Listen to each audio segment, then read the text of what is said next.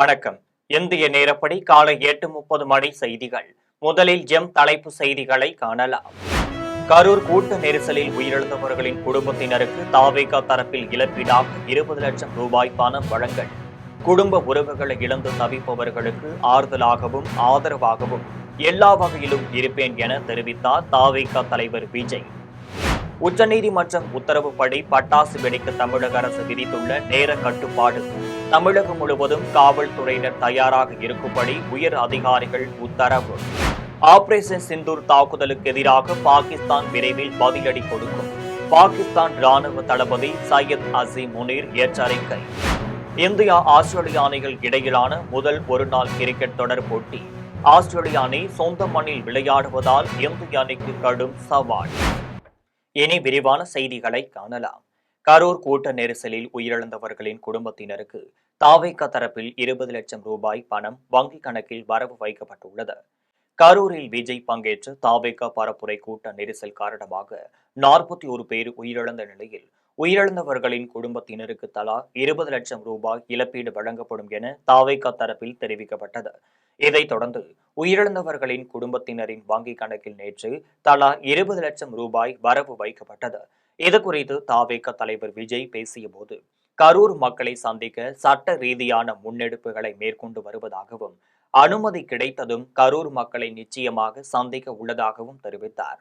தொடர்ந்து பேசிய விஜய், தாவேகா அறிவித்தபடி குடும்ப நல நிதியாக 20 லட்சம் ரூபாயை தமது உதவிக்கரமாக ஏற்க வேண்டும் என வேண்டுகோள் விடுத்தார். கரூரில் ஏற்பட்ட தாங்க முடியாத வேதனையான நிகழ்வினால் குடும்ப உறவுகளை இழந்து தவிப்பவர்களுக்கும் ஆறுதலாகவும் ஆதரவாகவும் எல்லா வகையிலும் இருப்போம் என்று இறைவன் அருளுடன் இந்த கடினமான தருணத்தை கடந்து வருவோம் என்று தெரிவித்துள்ளார்.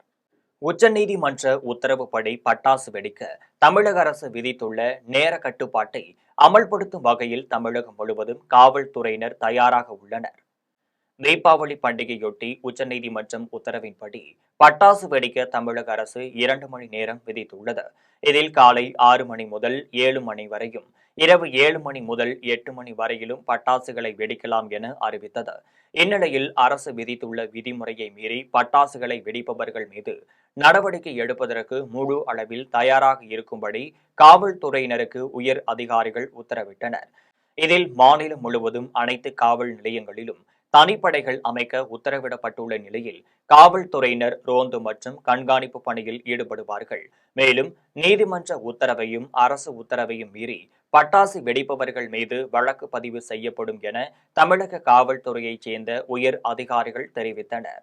ஆபரேஷன் சிந்தூர் தாக்குதலுக்கு எதிராக பாகிஸ்தான் விரைவில் பதிலடி கொடுக்கும் என பாகிஸ்தான் ராணுவ தளபதி சையத் அசீம் முனீர் எச்சரிக்கை விடுத்துள்ளார். ஜம்மு காஷ்மீரின் பகல்காம் நகரில் பயங்கரவாத தாக்குதல் நடைபெற்ற நிலையில் மே 7ஆம் தேதியில் ஆபரேஷன் சிந்தூர் என்ற பெயரில் பாகிஸ்தானில் உள்ள பயங்கரவாத முகாம்களை குறிவைத்து இந்திய ராணுவம் தாக்குதல் நடத்தியது. அதன் பின் இரு நாடுகளின் ராணுவ உயர்மட்ட அதிகாரிகள் பேச்சுவார்த்தையில் இருதரப்பு மோதல் முடிவுற்றது. இதையடுத்து பாகிஸ்தானின் அபோடாபாத் நகரில் ராணுவ கேடட் பயிற்சி பட்டமளிப்பு விழா நடைபெற்றது. இதில் பாகிஸ்தான் ராணுவ தளபதி ஃபீல்டு மார்ஷல் சையத் அசீம் முனீர் கலந்து கொண்டார். அப்போது இந்தியாவுடனான மோதல் குறித்து பேசியபோது, அணுசக்தியமான சூழ்நிலையில் தற்போது போருக்கு இடமில்லை என்றும், அதே சமயம் தங்கள் மீதான தாக்குதலுக்கு பாகிஸ்தான் பதிலடி கொடுக்கும் என அவர் எச்சரிக்கை விடுத்துள்ளார். இந்தியா ஆஸ்திரேலிய அணிகள் இடையிலான முதல் ஒருநாள் கிரிக்கெட் தொடர் போட்டியின் முதல் ஆட்டம் பெர்த் நகரில் நடைபெறுகிறது. ஆஸ்திரேலியாவிற்கு சுற்றுப்பயணம் மேற்கொண்ட இந்திய அணி 3 ஒருநாள் மற்றும் 5 20 ஓவர்கள் போட்டிகள் கொண்ட தொடரில் விளையாட உள்ளனர். இந்நிலையில் பெர்த் நகரில் இந்தியா ஆஸ்திரேலிய அணிகளுக்கு இடையிலான முதல் ஒருநாள் தொடர் போட்டி இன்று தொடங்குகிறது.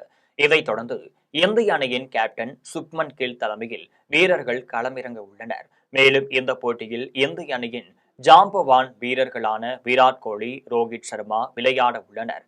இதையடுத்து ஆஸ்திரேலிய அணி சொந்த மண்ணில் விளையாடுவதால் இந்திய அணிக்கு கடும் சவாலாக இருக்கும் என குறிப்பிடத்தக்கது.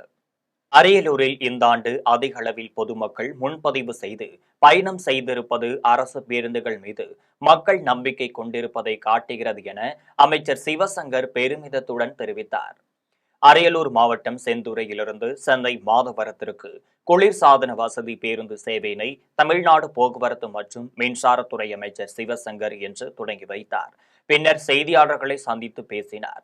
அப்போது கடந்த 2 நாட்களில் கிளாம்பாக்கம் பேருந்து நிலையத்திற்கு வந்திருந்த அனைத்து பயணிகளும் எந்தவித சிரமமும் இல்லாது பேருந்துகள் மூலம் அனுப்பி வைக்கப்பட்டனர். முதல் நாள் 1,28,000 பேரும், 2வது நாள் 2,28,000 பேரும் என 3,56,000 பேர் என பயணம் செய்துள்ளனர். ஆம்னி பேருந்துகள் அதிக கட்டணம் தொடர்பாக புகார் வந்திருந்தது. பேருந்து உரிமையாளர்களை அழைத்து அறிவுரை வழங்கி அதையும் சரி செய்து விட்டோம் என்று கூறினார். மேலும் பண்டிகை பயணத்திற்கு தனியார் ஆம்னி பேருந்துகளை நாடுபவர்கள் கூட தற்பொழுது அரசு பேருந்துகளில் முன்பதிவு செய்து பயணம் மேற்கொள்கின்றனர். கொரோனா காலகட்டத்தில் இருந்து 2 சக்கர வாகனங்களில் பயணம் செய்து வந்த நிலையில் தற்போது அதிக அளவில் அரசு பேருந்தில் பயணம் செய்ய தொடங்கியுள்ளனர். இதனால் மிகுந்த கவனத்துடன் ஒவ்வொரு பண்டிகையும் போக்குவரத்து துறை முன்கூட்டியே திட்டமிட்டு பேருந்துகளை இயக்கி வருகிறோம். எந்தவித பிரச்சனையும் இன்றி மக்கள் பயணம் செய்கின்றனர். இதனைத் தொடர்ந்து வடகிழக்கு பருவமழையை போர்க்கால அடிப்படையில் எதிர்கொள்ள தயார் நிலையில் மின்சார வாரியம் உள்ளது.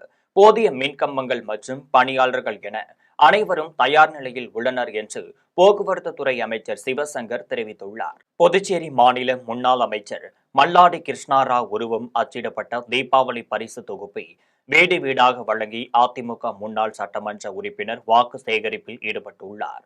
புதுச்சேரி மாநில அதிமுக துணை செயலாளர் முன்னாள் எம்எல்ஏ வையாபுரி மணிகண்டன் இவர் தீபாவளி பண்டிகையை முன்னிட்டு முத்தியால்பேட்டை தொகுதியில் உள்ள 12,500 குடும்ப அட்டைகளுக்கும் தீபாவளி பரிசு வழங்கும் நிகழ்வு நடைபெற்றது. மேலும் முத்தியால்பேட்டை மார்க்கெட் பகுதியில் உள்ள விநாயகர் கோவிலில் பூஜை செய்த வையாபுரி மணிகண்டன் வீடு வீடாக சென்று ஏனாமை சேர்ந்த முன்னாள் அமைச்சர் மல்லாடி கிருஷ்ணாராவ் உருவம் அச்சிடப்பட்ட தீபாவளி பரிசு தொகுப்புகளை வழங்கி இரட்டை இலை சின்னத்திற்கு வாக்களிக்குமாறு வாக்கு சேகரிப்பில் ஈடுபட்டார்.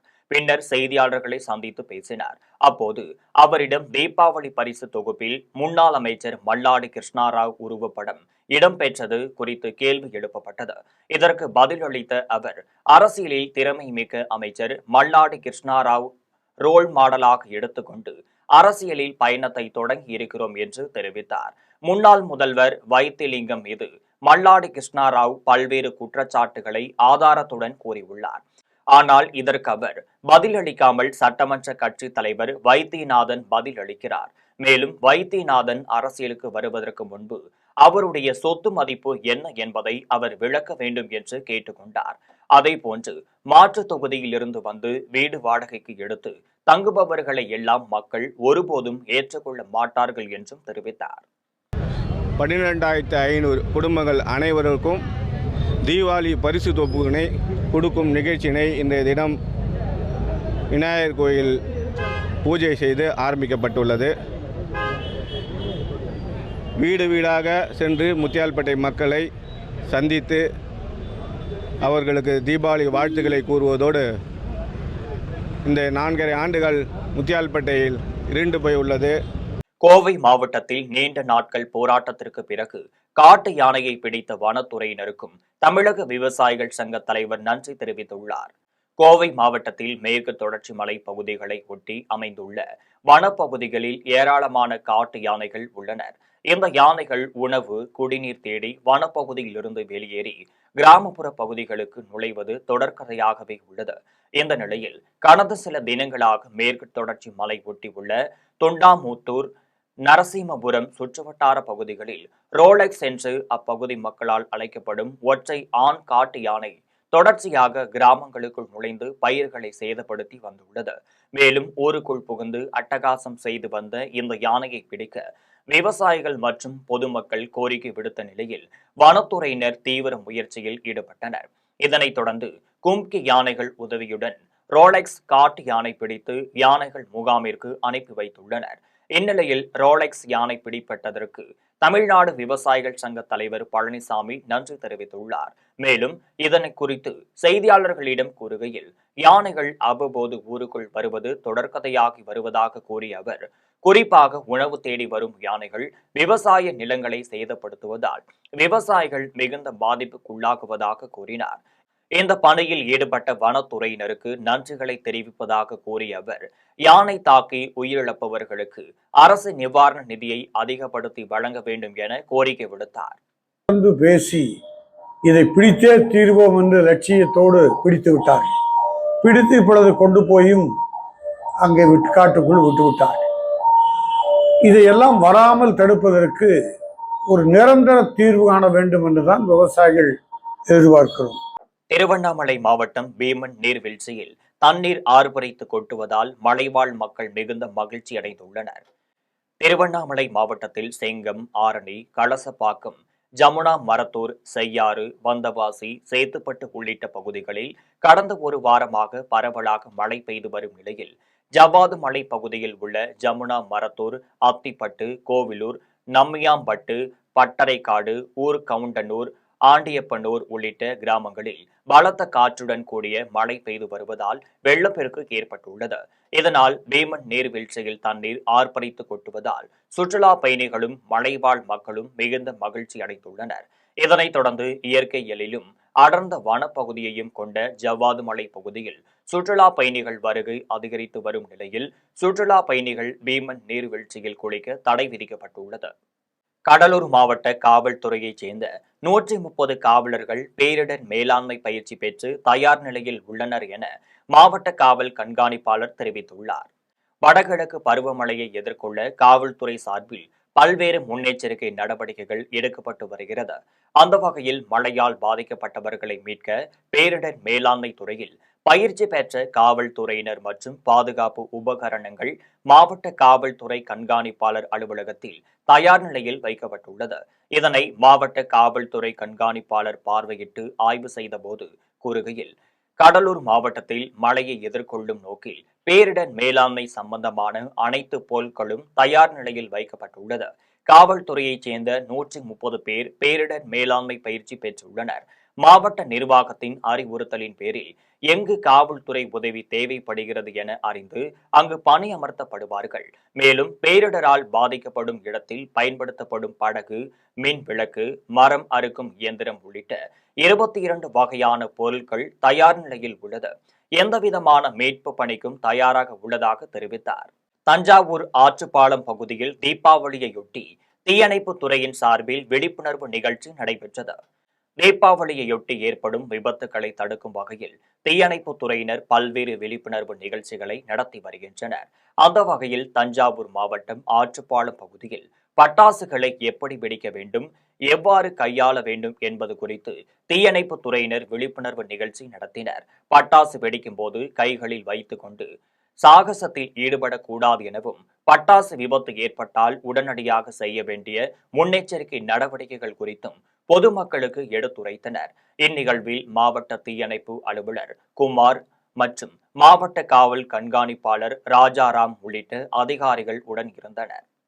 காரைக்கால் மாவட்டத்தில் தீபாவளி தொகுப்பு வழங்காததை கண்டித்து சமூக அமைப்பினர் மாவட்ட ஆட்சியர் அலுவலகத்தை முற்றுகையிட்டனர். புதுச்சேரி மாநிலத்தில் உள்ள அனைத்து ரேசன் அட்டைகளுக்கும் தீபாவளியையொட்டி அரிசி, சர்க்கரை உள்ளிட்ட பொருட்கள் அடங்கிய தீபாவளி தொகுப்பு வழங்கப்பட்டது. இந்நிலையில் காரைக்கால் மாவட்டத்தில் உள்ள 5 தொகுதிகளுக்கும் தீபாவளி தொகுப்பு வழங்கப்படாததை கண்டித்து காரைக்கால் போராளி குழு சார்பில் பல்வேறு அரசியல் கட்சியைச் சேர்ந்த 50க்கும் மேற்பட்ட காரைக்கால் மாவட்ட ஆட்சியர் அலுவலகம் முன்பு முற்றுகை போராட்டத்தில் ஈடுபட்டனர். காரைக்கால் புறக்கணிக்கப்படுவதாக கூறி ஆட்சியர் அலுவலகத்தை முற்றுகையிட்டு போராட்டத்தில் ஈடுபட்டவர்களை காவல்துறையினர் தடுத்து நிறுத்தி அப்புறப்படுத்தினர். குடிமைப் பொருள் வழங்கல் துறை அமைச்சர் காரைக்கால் பகுதியை சேர்ந்தவராக இருந்தும் அவர் நேற்று முதலமைச்சரோடு இருந்து அழகாக பேப்பருக்கு செய்தித்தாளை திலாசுப்பேட்டையில் கொடுத்ததாக துவங்கி வைத்ததாக விளம்பரப்படுத்தியிருக்கிறார். இது காரைக்கால் மாவட்ட மக்களை அவரே அவமானப்படுத்துவதாகவும் புறக்கணிப்பதாகவும் நாங்கள் கருதுகிறோம். காரைக்காலை அடுத்த திருநள்ளாற்றில் தர்பாரன் ஈஸ்வரர் ஆலயத்தில் நந்திகேஸ்வரருக்கு சிறப்பு பூஜை நடைபெற்றது. புதுச்சேரி மாநிலம் காரைக்காலை அடுத்த திருநள்ளாற்றில் அமைந்துள்ள தர்பானேஸ்வரர் தேவஸ்தானம் சனி பகவான் ஆலயத்தில் ஐப்பசி மாத தேய்பிறை சனி பிரதோஷ தினத்தையொட்டி நந்திகேஸ்வரருக்கு சிறப்பு அபிஷேக ஆராதனைகள் நடைபெற்றது. இதில் மஞ்சள், பால், தயிர், சந்தனம் மற்றும் பஞ்சாமிர்தம் உள்ளிட்ட பல்வேறு திரவியங்களால் அபிஷேகங்கள் நடைபெற்று மகா தீபாரதனை காண்பிக்கப்பட்டது. இந்த பூஜையில் தருமபுர ஆதின கட்டளை விசாரணை ஸ்ரீமத் சட்டநாத தம்பிரான் சுவாமிகள் உள்ளிட்ட ஏராளமான பக்தர்கள் பங்கேற்று நந்தி பகவானை வழிபட்டனர். செய்யாறு சட்டமன்ற தொகுதிக்குட்பட்ட வெண்பாக்கம் மத்திய ஒன்றியத்தில் ஓரணியில் தமிழ்நாடு என்ற உறுப்பினர்கள் சேர்க்கையை சிறப்பாக செய்து முடித்த கிளை கழக நிர்வாகிகளை வடக்கு மாவட்ட திமுக செயலாளர் MS தரணிவேந்தன் பாராட்டி பரிசுகள் வழங்கினார். திருவண்ணாமலை வடக்கு மாவட்டம் செய்யாறு சட்டமன்ற தொகுதிக்குட்பட்ட வெண்பாகம் மத்திய ஒன்றிய தேர்தல் பணிக்குழு சார்பில் ஒன்றிய செயலாளர் சீனிவாசன் மற்றும் பார்வதி சீனிவாசன் ஆகியோரின் ஏற்பாட்டில் ஓரணியில் தமிழ்நாடு என்ற உறுப்பினர் சேர்க்கை முகாம் நடைபெற்றது.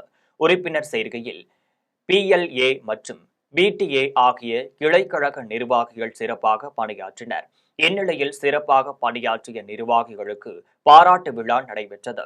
விழாவில் திருவண்ணாமலை வடக்கு மாவட்ட செயலாளரும் ஆரணி நாடாளுமன்ற உறுப்பினருமான MS தரணிவேந்தன், செய்யாறு சட்டமன்ற உறுப்பினர் O ஜோதி ஆகியோர் பங்கேற்று கிளைக்கழக நிர்வாகிகளை பாராட்டியதுடன் அவர்களை உற்சாகப்படுத்தும் வகையில் தீபாவளி பண்டிகையை முன்னிட்டு ஸ்வீட் மற்றும் பட்டாசு பாக்ஸ் வழங்கி மகிழ்வித்தனர். விழாவில் முன்னாள் மாவட்ட ஊராட்சி குழு தலைவர் பார்வதி சீனிவாசன், மாவட்ட துணை செயலாளர் லோகநாதன், IT விங் ஸ்ரீதர், திமுக நிர்வாகிகள் மாமண்டூர் ராஜு, முன்னாள் சட்டமன்ற உறுப்பினர் அன்பழகன், பொதுக்குழு உறுப்பினர் வெங்கடேசன், பாபு, ஒன்றிய செயலாளர் சீனிவாசன், சங்கர், தினகரன் உட்பட திமுக நிர்வாகிகள் பலர் கலந்து கொண்டனர். விருத்தாச்சலத்தில் தீபாவளி பண்டிகையை முன்னிட்டு களை கட்டிய மக்கள் கூட்டத்தால் ஏற்பட்ட போக்குவரத்து நெரிசலை காவல்துறையினர் சீரமைத்து வருகின்றனர். தமிழகம் மற்றும் பல்வேறு மாநிலங்களிலும் தீபாவளி பண்டிகை கொண்டாட்டம் தீவிரமாக நடைபெற்று வருகிறது. அதன் ஒரு பகுதியாக கடலூர் மாவட்டம் விருத்தாச்சலம் நகரம் மற்றும் அதனை சுற்றியுள்ள கிராமங்களில் வசிக்கும் மக்கள் பட்டாசு, புத்தாடைகள், இனிப்பு, கார வகைகள் மற்றும் வீட்டு உபயோக பொருட்களை வாங்க நகர பகுதியில் குவிந்து வருகின்றனர். இதனால் நகரின் முக்கிய பகுதிகளான பேருந்து நிலையம், பாலக்கரை, கடைவீதி, ஜங்ஷன் ரோடு உள்ளிட்ட முக்கிய சாலைகளில் பெரும் கூட்ட நெரிசல் ஏற்பட்டுள்ளது. வாகனங்கள் மெதுவாக நகருவதால் போக்குவரத்தும் பாதிக்கப்பட்டுள்ளது. இதனால் பொதுமக்கள் கடும் சிரமத்தை எதிர்கொண்டு வருகின்றனர். இந்நிலையில் நெரிசலை கட்டுப்படுத்தும் நோக்கில் காவல்துறையினர் பாதுகாப்பு பணியில் ஈடுபட்டு ஒலிபெருக்கி மூலம் பொதுமக்களை பாதுகாப்பாக செல்ல வேண்டும் என்று தங்களின் பொருட்களை பத்திரமாக எடுத்து செல்ல வேண்டும் என்றும் அறிவுறுத்தினர். மேலும் கனரக மற்றும் சிறிய வாகனங்களை தனித்தனியாக வழிமாற்றி அனுப்பி வைக்கின்றனர். முக்கிய பகுதிகளில் காவல்துறையினர் போக்குவரத்தை சீரமைத்து வருகின்றனர். ஐப்பசி மாத பிரதோஷத்தை முன்னிட்டு தஞ்சை பெருவுடையார் திருக்கோவிலில் மகாநந்தியம் பெருமானுக்கு பக்தர்களால் வழங்கப்பட்ட அபிஷேக பொருட்களால் அபிஷேகம் சிறப்பாக நடைபெற்றது. தஞ்சை பெரிய கோவில் என்று அழைக்கப்படும் பெரிய நாயகி உடனாகிய பெருவுடையார் ஆலயம் உலக பிரசித்தி பெற்று விளங்குகிறது. பெரிய கோவிலில் மகாநந்தியம் பெருமானுக்கும் மாதந்தோறும் பிரதோஷ வழிபாடு மிக சிறப்பாக நடைபெறுவது வழக்கம். அதன்படி ஐப்பசி மாத பிரதோஷத்தை முன்னிட்டு தஞ்சை பெரிய கோவிலில் வீற்றிருக்கும் மகாநந்திய பெருமானுக்கு பக்தர்களால் வழங்கப்பட்ட திரவிய பொடி, அரிசி மாவு பொடி, மஞ்சள், தேன், பால், தயிர், பழ வகைகள், கரும்புச்சாறு, சந்தனம் உள்ளிட்ட அபிஷேக பொருட்களால் சிறப்பு அபிஷேகம் செய்யப்பட்டதுடன் மலர் அலங்காரம் செய்யப்பட்டு மகா தீபாரதனை காண்பிக்கப்பட்டது. பிரதோஷம் காண்பதால் சகல ஐஸ்வர்யங்கள் கிட்டும், தோஷங்கள் விலகும் என்பது ஐதீகம் என்பதால் பிரதோஷ வழிபாட்டில் ஏராளமான பொதுமக்கள் பக்தர்கள் கலந்து கொண்டு சுவாமி தரிசனம் செய்து வந்தனர். பெரியகுளத்தில் உள்ள மும்மூர்த்தி திருக்கோவிலில் சனி பிரதோஷ விழா வெகு சிறப்பாக நடைபெற்றது. தேனி மாவட்டம் முருகமலையில் மும்மூர்த்தி கோவில் அமைந்துள்ளது. இங்கு சனி பிரதோஷம் வெகு சிறப்பாக நடைபெற்றது. இதில் மீனாட்சி சுந்தரேஸ்வரருடன் அருள் பாலிக்கும் சிவபெருமானுக்கும் நந்தி பகவானுக்கும் பால், தயிர், மஞ்சள் உள்ளிட்ட அபிஷேக பொருட்கள் கொண்டு சிறப்பு அபிஷேகம் நடைபெற்றது. இதனைத் தொடர்ந்து சிவபெருமானுக்கு வண்ண மலர் மாலைகளால் சிறப்பாக அலங்கரிக்கப்பட்டு பஞ்ச கற்பூர ஆரத்தியுடன் தீபாரதனை காண்பிக்கப்பட்டது. இதில் முருகமலை மற்றும் பெரியகுளம் பகுதியைச் சேர்ந்த பொதுமக்கள் கலந்து கொண்டு சிவபெருமானுக்கு நடைபெற்ற சிறப்பு வழிபாடு பூஜையை கண்டு ரசித்தனர். திருப்பூர் புதிய பேருந்து நிலையத்தில் தீபாவளி பண்டிகையை முன்னிட்டு சொந்த ஊர் செல்ல பொதுமக்கள் குவிந்தனர். திருப்பூர் பனியன் நிறுவனங்களில் பணியாற்றும் தொழிலாளர்கள் தீபாவளி பண்டிகையை கொண்டாட தங்களது சொந்த ஊருக்கு செல்ல திருப்பூர் புதிய பேருந்து நிலையத்தில் ஏராளமான பொதுமக்கள் குவிந்தனர். இதில் பயணிகள் பாதுகாப்பாக செல்வதற்கு ஏதுவாக திருச்சி, கரூர், தஞ்சாவூர் மார்க்கமாக செல்லும் பேருந்துகளும் அதிக அளவிலான பயணிகள் வந்ததை தொடர்ந்து காவல்துறையினர் தடுப்புகள் அமைத்து அனைவரையும் வரிசையாக நிற்க வைத்து அனுப்பி வைத்தனர். இதன் மூலம் கூட்ட நெரிசல் ஏற்படுவது தவிர்க்கப்படுவதுடன் பயணிகள் உடைமைகளும் பாதுகாப்பாக எடுத்து செல்ல வலியுறுத்தினர்.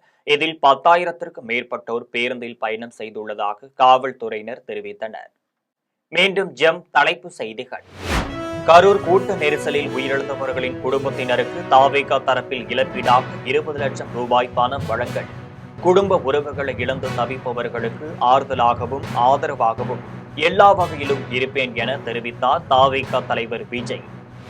உச்சநீதிமன்றம் உத்தரவுப்படி பட்டாசு வெடிக்க தமிழக அரசு விதித்துள்ள நேர கட்டுப்பாடு தமிழகம் முழுவதும் காவல்துறையினர் தயாராக இருக்கும்படி உயர் அதிகாரிகள் உத்தரவு.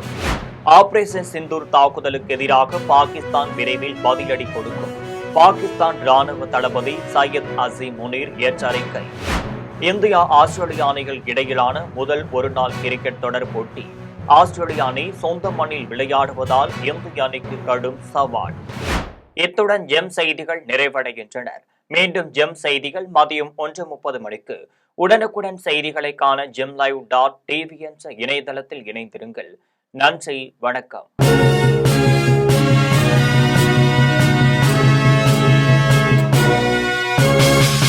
உடனுக்குடன் அப்டேட் தெரிந்து கொள்ள ஜெம் டிவி தமிழ் ஆப்பை இன்ஸ்டால் செய்யவும்.